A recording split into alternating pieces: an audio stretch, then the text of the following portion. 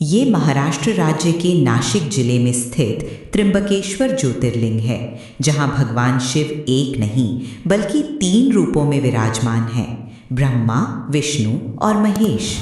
परंतु इसके प्रकट होने की कथा किसी साधारण कथा नहीं, बल्कि एक महान ऋषि पर लगे सबसे झूठे और गंभीर आरोप गौ हत्या से जुड़ी है। ये कहानी है ब्रह्मागिरी पर्वत पर तपस्या करने वाले महर्षि गौतम ऋषि और उनकी धर्मपत्नी अहल्या की। उनके तप के प्रभाव से उस क्षेत्र में कभी अकाल नहीं पड़ता था। चारों ओर समृद्धि थी, शांति थी। पर यही सुख अन्य ऋषियों के हृदय में ईर्ष्या का कारण बन गया। ईर्ष्या की अग्नि में जलते हुए उन ऋषियों ने एक पापपूर्ण षड्यंत्र रचा। उन्होंने अपनी माया से एक दुर्बल मरणासन गाय का निर्माण किया और उसे गौतम ऋषि के खेत में भेज दिया। जब गौतम ऋषि ने उस गाय को हटाने के लिए मात्र एक पवित्र कुशा घास से स्पर्श किया तो वो मायावी गाय वहीं गिरकर मर गई।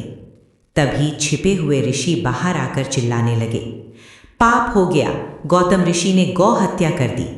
इस झूठे आरोप से व्यथित होकर भी धर्म की मर्यादा को सर्वोपरि मानते हुए गौतम ऋषि ने इस अज्ञात पाप का प्रायश्चित करने का निश्चय किया। उन्होंने भगवान शिव की कठोर तपस्या की और प्रार्थना की कि माता गंगा इस स्थान पर अवतरित हों, ताकि उनके पवित्र जल से ये भूमि और उनका नाम दोनों शुद्ध हो सकें। भगवान शिव प्रसन्न हुए। उन्होंने गंगा को पृथ्वी पर जाने का आदेश दिया, परंतु गंगा ने मना कर दिया। मैं कैलाश पर आपके चरणों को छोड़कर पृथ्वी पर नहीं जाऊंगी। अपने भक्त का मान रखने के लिए तब महादेव क्रोधित हो उठे।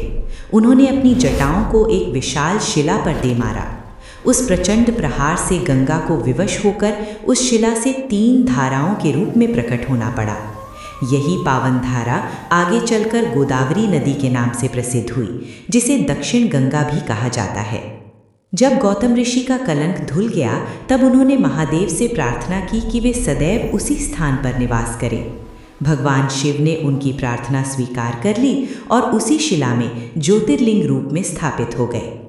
क्योंकि इस पूरी लीला में ब्रह्मा, विष्णु और महेश तीनों की शक्ति और इच्छा सम्मिलित थी, इसलिए ये ज्योतिर्लिंग 3 छोटे छोटे लिंगों के रूप में प्रकट हुआ, जो त्रिदेव का प्रतीक है।